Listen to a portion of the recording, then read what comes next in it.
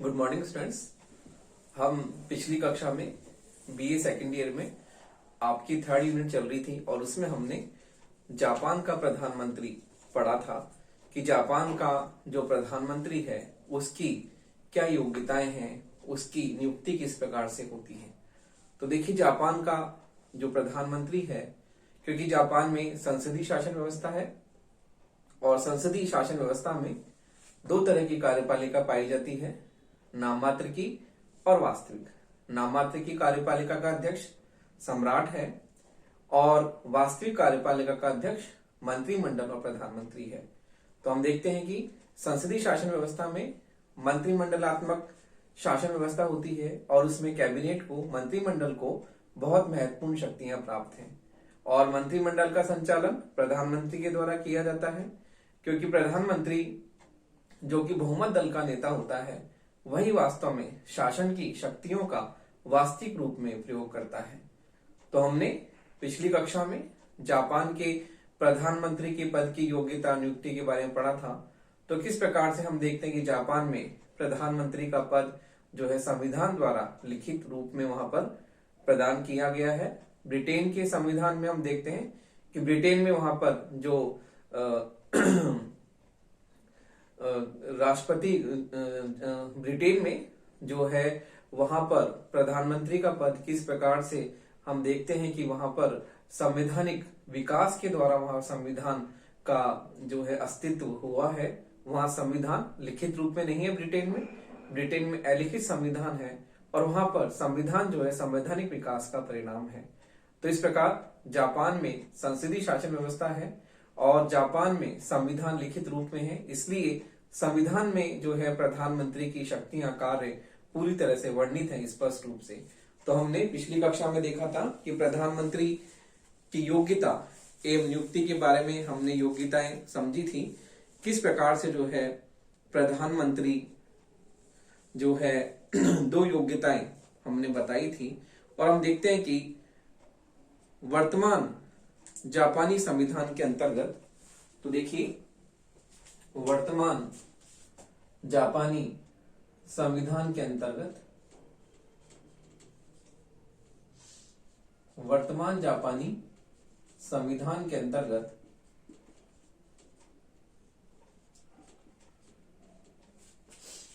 संविधान के अंतर्गत वर्तमान जापानी संविधान के अंतर्गत प्रधानमंत्री की नियुक्ति में प्रधानमंत्री की नियुक्ति में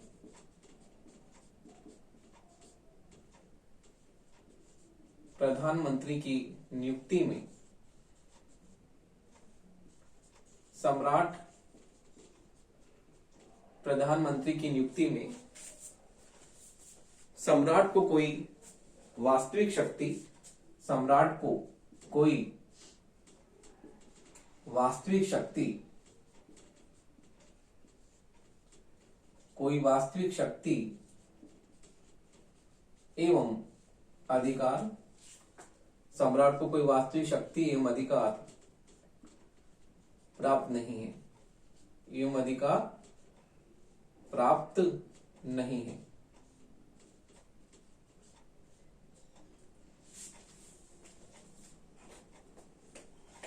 कोई अधिकार प्राप्त नहीं है।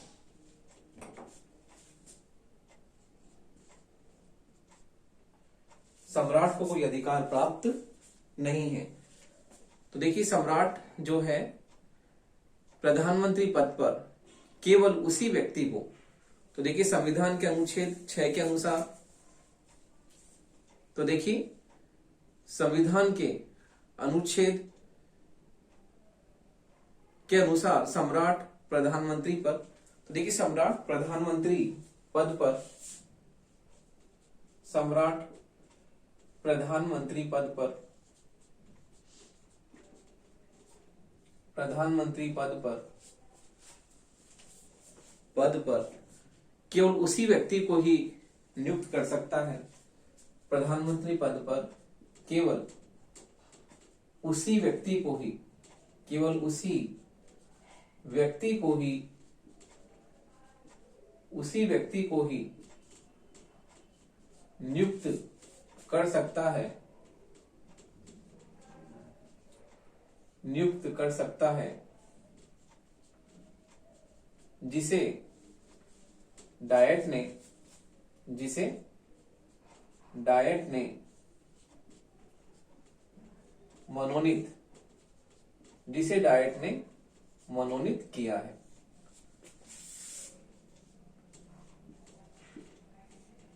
तो देखिए, प्रधानमंत्री की नियुक्ति के संबंध में हम पिछली कक्षा में हमने योग्यताएं पढ़ी थी, प्रधानमंत्री क्या योग्यताएं हैं, और नियुक्ति के संबंध में हम अभी चर्चा कर रहे हैं कि जापानी संविधान के अंतर्गत प्रधानमंत्री की नियुक्ति में सम्राट को कोई वास्तविक शक्ति एवं अधिकार प्राप्त नहीं है। सम्राट प्रधानमंत्री पद पर उसी व्यक्ति को नियुक्त कर सकता है जिसे डाइट ने मनोनीत किया है। तो इस प्रकार से प्रधानमंत्री की नियुक्ति के बारे में सम्राट को कोई स्व विवेकाधिकार प्राप्त नहीं है। तो देखिए, इस प्रकार प्रधानमंत्री की, इस प्रकार प्रधानमंत्री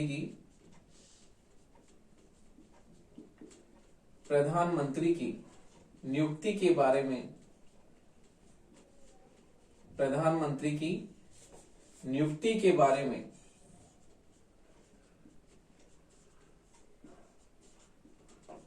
सम्राट को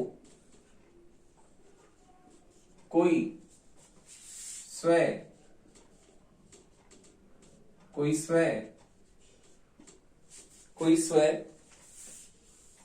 विवेकाधिकार प्राप्त नहीं है, कोई स्व विवेकाधिकार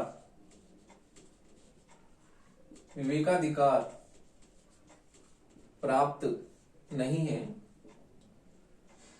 कोई स्व विवेकाधिकार प्राप्त नहीं है। इस संदर्भ में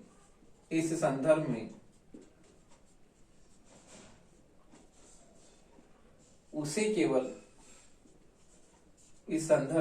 केवल औपचारिक शक्ति प्राप्त है, उसे केवल औपचारिक शक्ति प्राप्त है।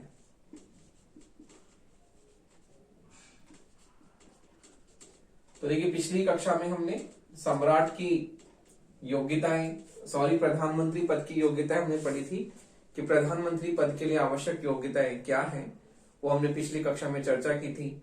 और अब हम पढ़ रहे हैं प्रधानमंत्री की नियुक्ति के बारे में जापान के संविधान में क्या व्यवस्था है, कि जापान के संविधान में प्रधानमंत्री की नियुक्ति के बारे में क्या क्या जो है वहां पर व्यवस्थाएं की गई हैं। तो देखिए, हम देखते हैं कि डाइट जिस व्यक्ति को मनोनीत करती है प्रधानमंत्री, उसी व्यक्ति को सम्राट उसी व्यक्ति को प्रधानमंत्री पद की शपथ दिलाता है। तो हम देखते हैं कि इस संदर्भ में सम्राट की स्थिति बिल्कुल नगण्य है, उसे स्वर्णिम शून्य माना जाता है, क्योंकि उसे केवल इस संदर्भ में औपचारिक शक्ति प्राप्त है। वो उसी व्यक्ति को प्रधानमंत्री नियुक्त करेगा जिसे डाइट ने मनोनीत किया है। तो इस संदर्भ में हम देखते हैं कि प्रधानमंत्री की नियुक्ति के संबंध में सम्राट को केवल औपचारिक शक्ति प्राप्त है, उसे इस संदर्भ में कोई वास्तविक शक्ति प्राप्त नहीं है। तो देखिए, हम प्रधानमंत्री की नियुक्ति के बारे में हमने पढ़ा किस प्रकार से नियुक्ति है, और प्रधानमंत्री का कार्यकाल हमने पिछली कक्षा में पढ़ा था। अब हम देखते हैं प्रधानमंत्री की शक्तियां तथा कार्य। तो देखिए, प्रधानमंत्री की शक्तियां तथा कार्य, प्रधानमंत्री को क्या क्या शक्तियां दी गई है।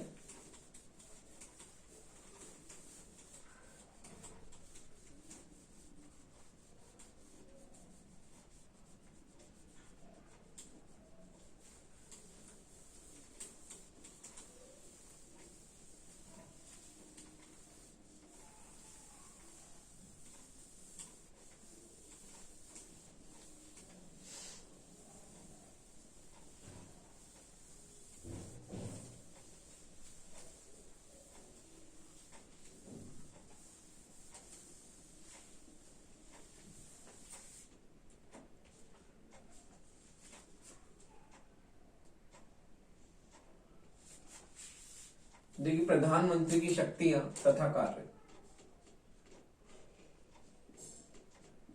प्रधानमंत्री की शक्तियां तथा कार्य।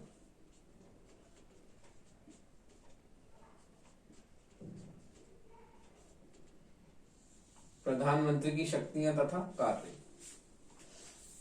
तो देखिए, वर्तमान संविधान द्वारा वर्तमान संविधान द्वारा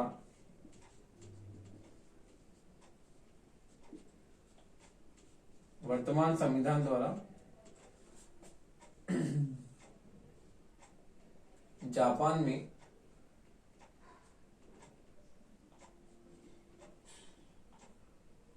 वर्तमान संविधान द्वारा जापान में संसदीय जापान में संसदीय शासन व्यवस्था की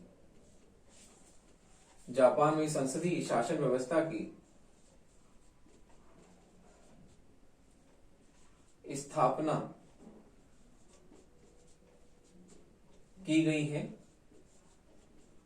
संसदीय शासन व्यवस्था की स्थापना की गई है, जिसके अंतर्गत मंत्रिमंडल को की गई है, जिसके अंतर्गत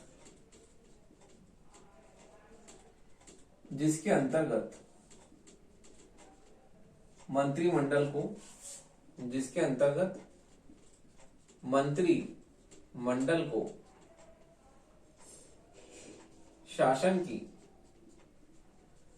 मंत्रिमंडल को शासन की वास्तविक शक्तियां मंत्रिमंडल को शासन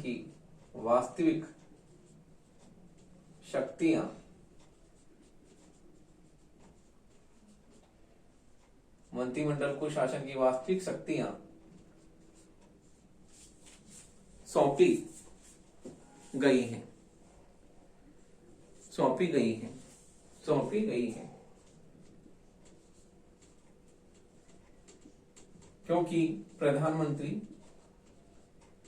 क्योंकि प्रधानमंत्री मंत्रिमंडल का अध्यक्ष होता है। क्योंकि प्रधानमंत्री मंत्रिमंडल का अध्यक्ष होता है।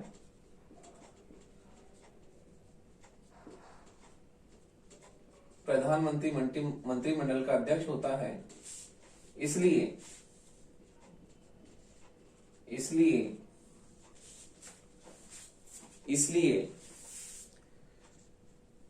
मंत्रिमंडल की वास्तविक शक्तियों का उपयोग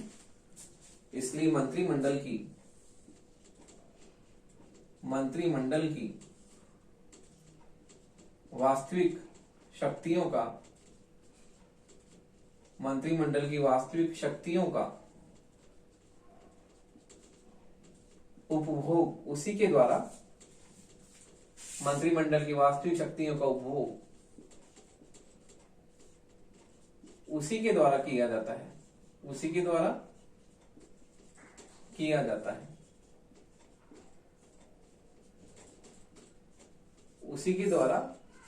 जाता है। जापान के प्रधानमंत्री की प्रमुख शक्ति एवं कार्य इस प्रकार है। जापान के प्रधानमंत्री की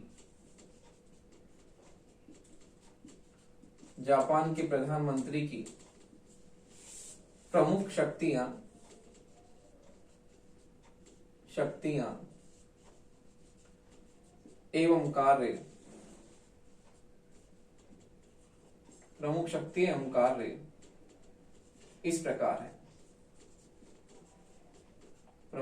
एवं कार्य इस प्रकार है। तो देखिए, पहली शक्ति है मंत्रिमंडल संबंधी अधिकार। पहला है मंत्रिमंडल संबंधी अधिकार।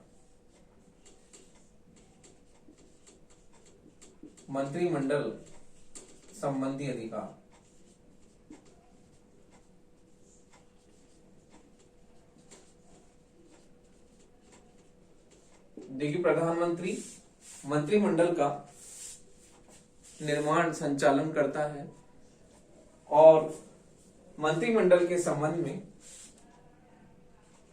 मंत्रिमंडल के संबंध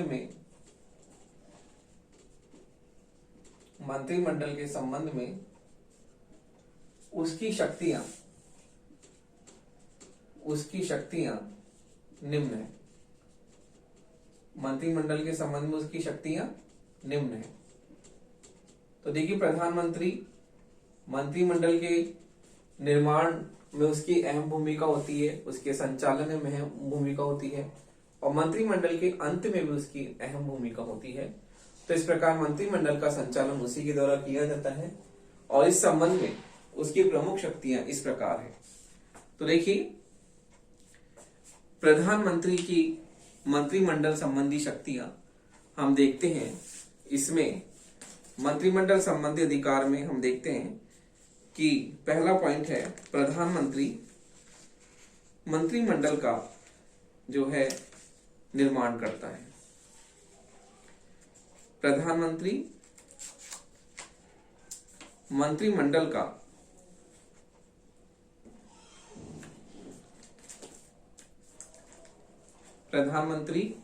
मंत्रिमंडल का जो है निर्माण करता है।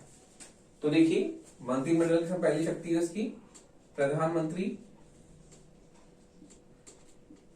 मंत्रिमंडल का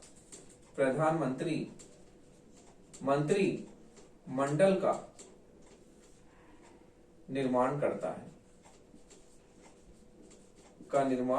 करता है।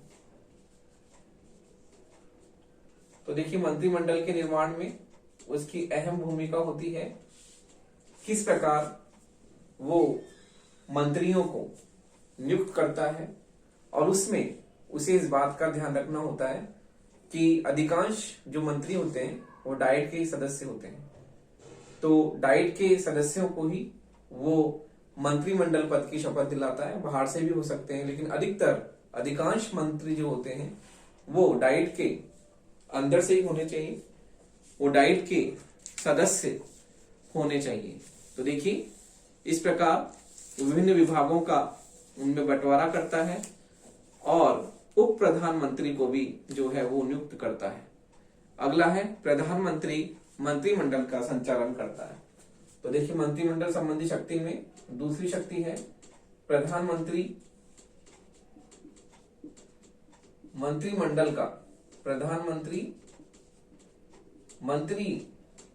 का संचालन करता है। तो मंत्रिमंडल के संचालन में उसकी महत्वपूर्ण भूमिका होती है। मंत्रिमंडल का वो संचालन करता है। तो किस प्रकार से मंत्रिमंडल का संचालन करता है वो हम देखते हैं कि उसकी देखरेख में उसकी प्रमुख शक्तियां हैं, जैसे कि मंत्रिमंडल की बैठकों की अध्यक्षता करता है, सभी निर्णय उसी की उपस्थिति में लिए जाते हैं और मंत्रिमंडल की नीतियों का निर्माण करना, उन नीतियों की घोषणा करना, इस प्रकार मंत्रिमंडल संबंधी जो भी कार्य होते हैं वो सभी कार्य प्रधानमंत्री के द्वारा किए जाते हैं। बैठकों की अध्यक्षता करना, जब वो नहीं होता तो उस समय में भी वो कुछ वैकल्पिक व्यवस्था रखता है कि किस प्रकार से जो है बैठकों की अध्यक्षता होगी, नीति का निर्माण करना और उसको क्रियान्वित करना, ये सब जो है इनमें प्रधानमंत्री की अहम भूमिका होती है। तो हम देखते हैं कि प्रधानमंत्री मंत्रिमंडल का जो है महत्वपूर्ण रूप से संचालन करता है। अगला हम देखते हैं कि प्रधानमंत्री मंत्रिमंडल के अंत की शक्ति रखता है। तो देखिए, प्रधानमंत्री मंत्रिमंडल के अंत की शक्ति रखता है। तो देखिए, प्रधानमंत्री मंत्रिमंडल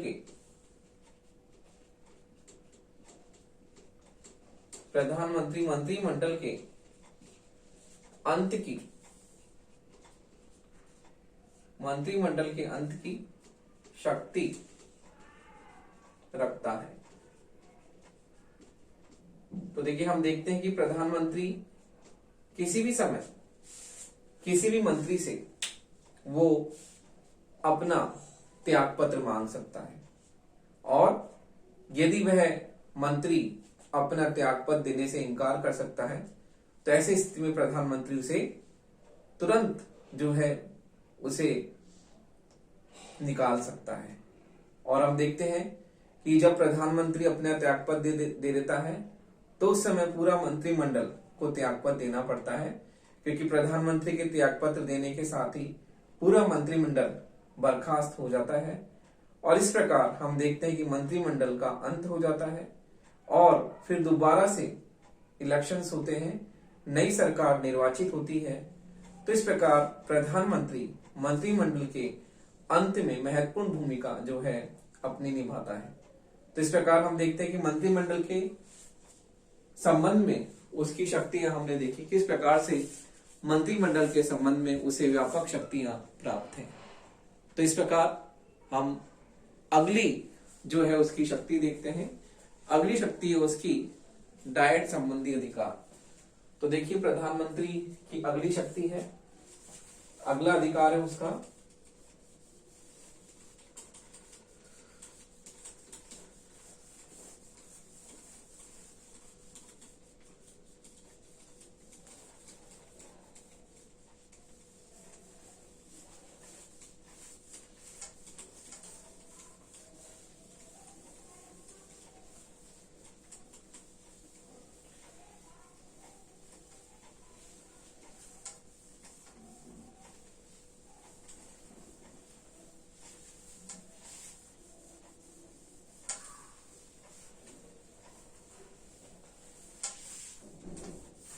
तो देखिए उसकी अगली शक्ति है डाइट संबंधी अधिकार। डाइट संबंधी अधिकार, डाइट संबंधी अधिकार। तो देखिए प्रधानमंत्री को डाइट संबंधी जो है अधिकार प्राप्त है। तो देखिए प्रधानमंत्री डाइट के द्वारा निर्वाचित व्यक्ति होता है। तो देखिए प्रधानमंत्री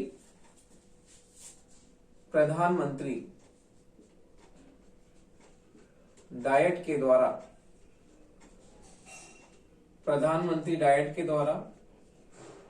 निर्वाचित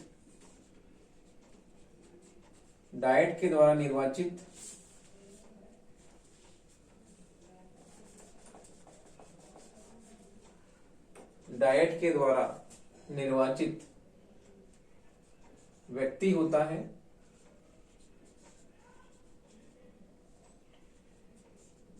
डाइट के द्वारा निर्वाचित व्यक्ति होता है और उसे अपने कार्यकाल में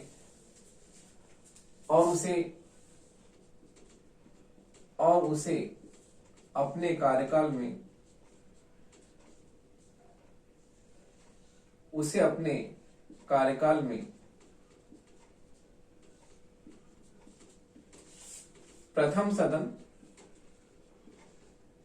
सदन यानी प्रतिनिधि सभा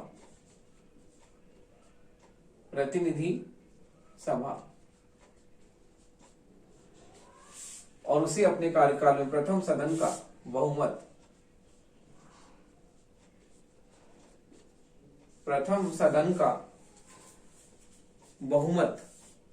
प्राप्त होता है। प्रथम सदन का बहुमत प्राप्त होता है।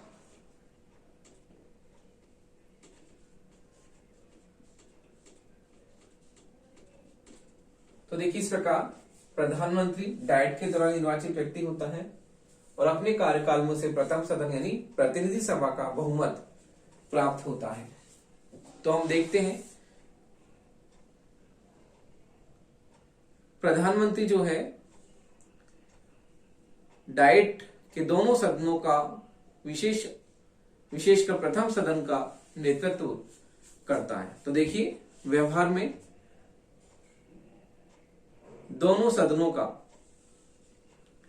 और विशेषकर तो देखिए व्यवहार में प्रधानमंत्री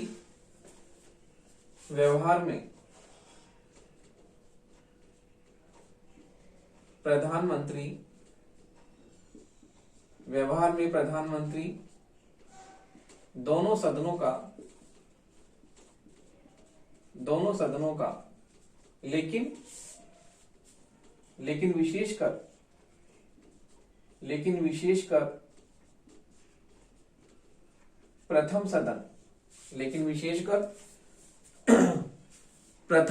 सदन का नेतृत्व करता है, लेकिन विशेषकर प्रथम सदन का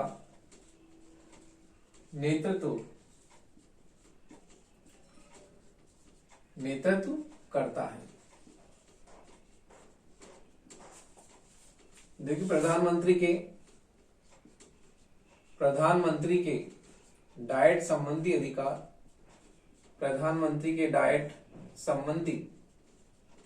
अधिकार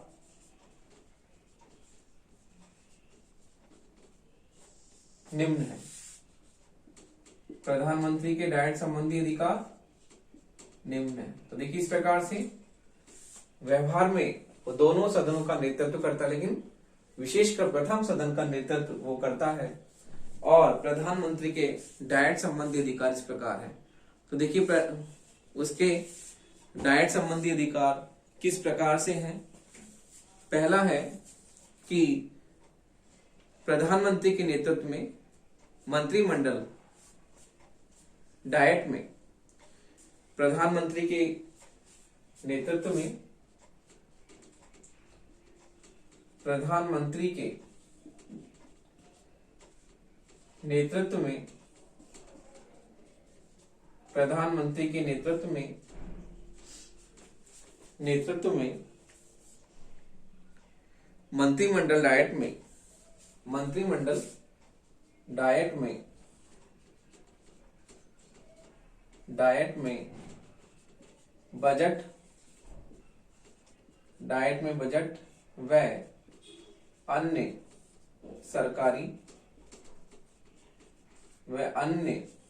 बजट व अन्य सरकारी विधेयक प्रस्तुत करता है। अन्य सरकारी विधेयक प्रस्तुत करता है। इसी प्रकार अगली शक्ति है उसकी कि प्रधानमंत्री डाइट में मौजूद अपने बहुमत के आधार पर। तो देखिए प्रधानमंत्री डाइट में मौजूद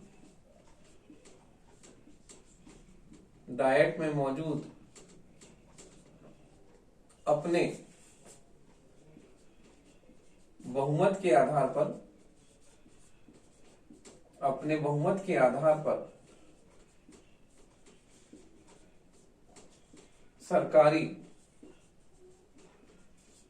प्रधानमंत्री डाइट में मौजूद अपने बहुमत के आधार पर सरकारी विधेयकों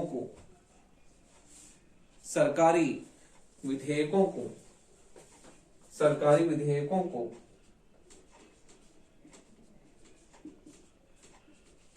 पारित करता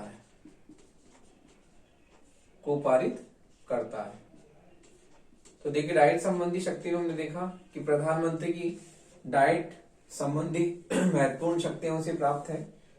वो डाइट में प्रथम सदन का विशेषकर दोनों सदनों का ही करता नेतृत्व, लेकिन विशेष रूप से प्रथम सदन का नेतृत्व वो करता है।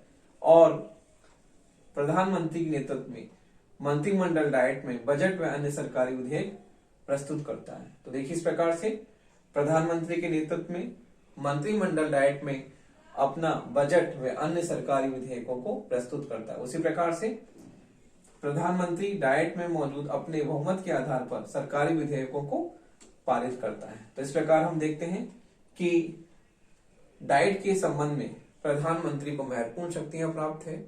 वो सरकारी विधेयकों को प्रस्तुत करने से लेकर उसे पारित करने में उसे महत्वपूर्ण शक्तियां प्राप्त है। इस प्रकार से हम देखते हैं कि प्रधानमंत्री की डाइट संबंधी शक्तियों में प्रधानमंत्री सरकारी विधेयकों को प्रस्तुत करने में उसकी महत्वपूर्ण भूमिका है, और इसी प्रकार जो है वो अपने बहुमत के आधार पर, डाइट में जो उसे बहुमत प्राप्त है उसके आधार पर सरकारी विधेयकों को पारित करने में उसकी अहम भूमिका है।